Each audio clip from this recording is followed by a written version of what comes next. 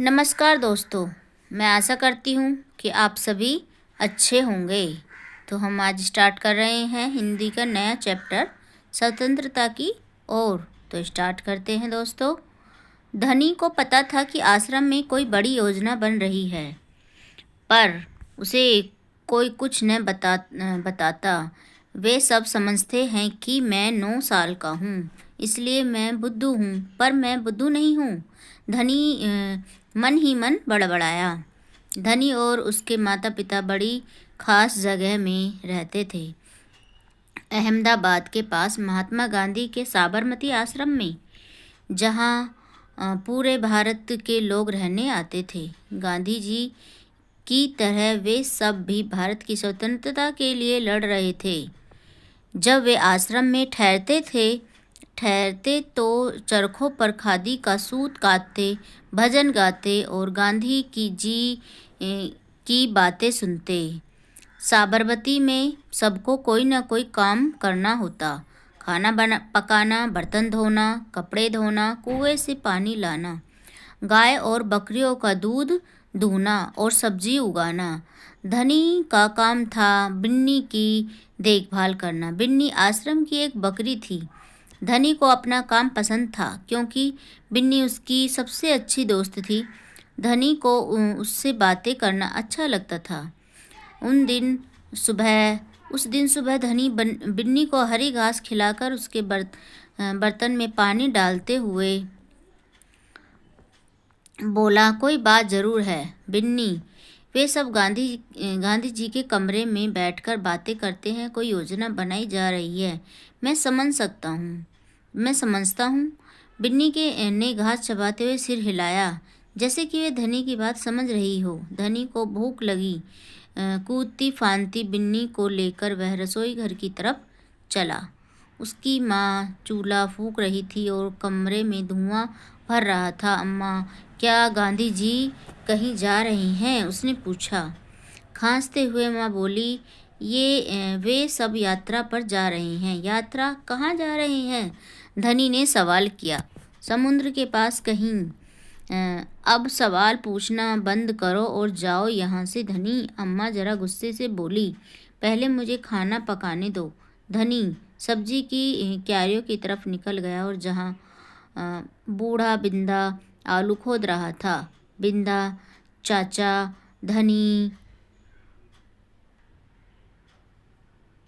धनी उसके पास बैठ गया। आप भी यात्रा पर जा रहे हैं? आप भी यात्रा पर जा रहे हैं क्या?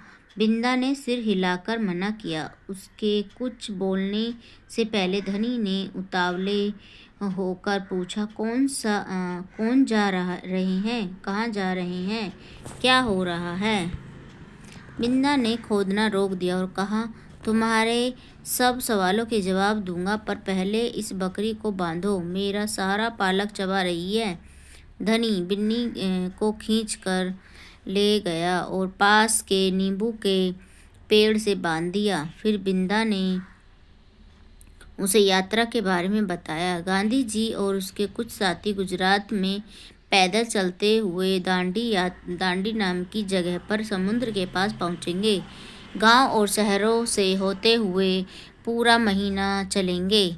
दांडी पहुंचकर वे नमक बनाएंगे। नमक?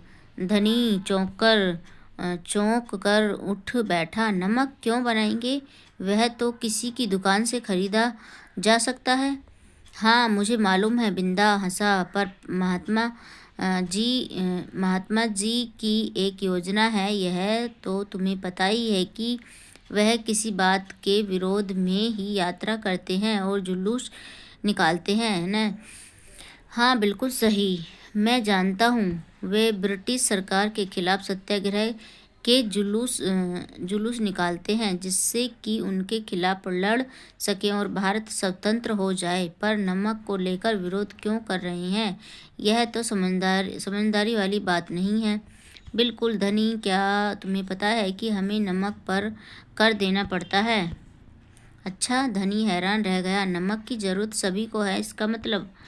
कि हर भारतवासी गरीब से गरीब भी यह कर देता है। बिंदा चाचा ने आगे समझाया, लेकिन यह तो सरासर अन्याय है। धनी की आंखों में गुस्सा था। हाँ, यह अन्याय है। इतना ही नहीं, भारतीय लोगों को नमक बनाने की मनाही है। महात्मा जी ने ब्रिटिश सरकार को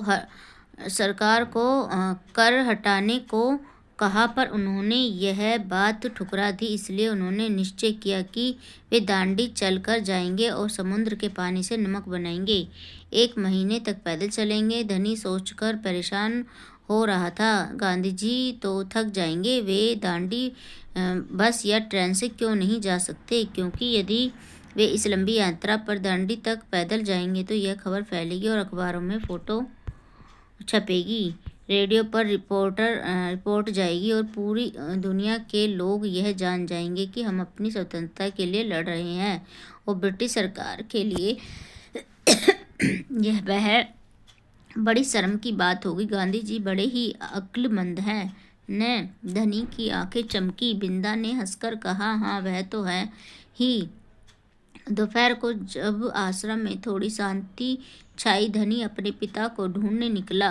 वह एक पेड़ के नीचे बैठकर चरखा काट रहे थे। पिताजी, क्या आप और अम्मा दांडी यात्रा पर जा रहे हैं? धनी ने सीधे काम की बात पूछी। मैं जा रहा हूँ, तुम और अम्मा यहीं रहोगे? मैं भी आपके साथ चल रहा हूँ। बेकार की बात मत करो धनी, तुम इतना लंबा नहीं चल पाओगे। आश्रम के नौजवान ही जा रहे हैं। धनी ने हट पकड़ ली। मैं 9 साल का हूँ और आपसे तेज दौड़ सकता हूँ।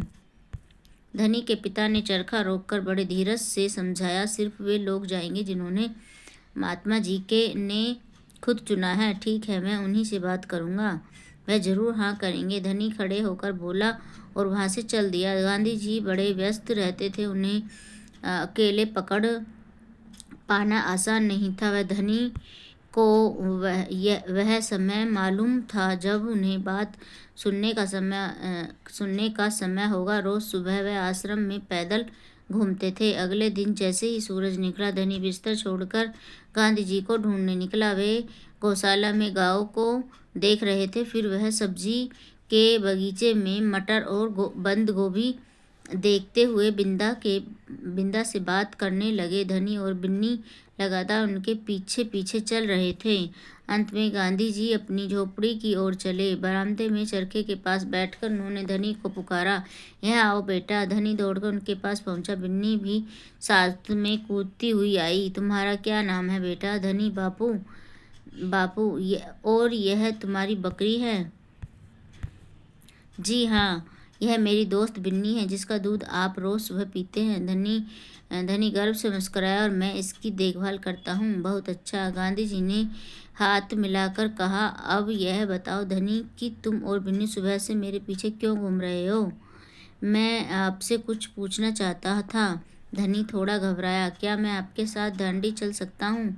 हिम्मत करके उसने कह डाला। गांधी जी मुस्कुराए। तुम अभी छोटे हो बेटा, दांडी तो बहुत दूर है। सिर्फ तुम्हारे पिता जैसे नौजवान ही मेरे साथ चल पाएंगे।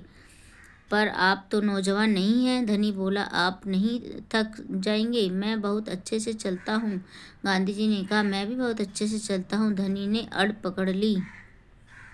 हाँ, ठीक बात है, कुछ सोचकर गांधी जी बोले, मगर एक समस्या है। अगर तुम मेरे साथ जाओगे तो बिन्नी को कौन देखेगा? इतना चलने के बाद मैं तो कमज़ोर हो जाऊंगा। इसलिए जब मैं वापस आऊँगा तो मुझे खूब सारा दूध पीना पड़ेगा, जिससे कि मेरी ताकत लौट आएगी। हाँ, लौट आए।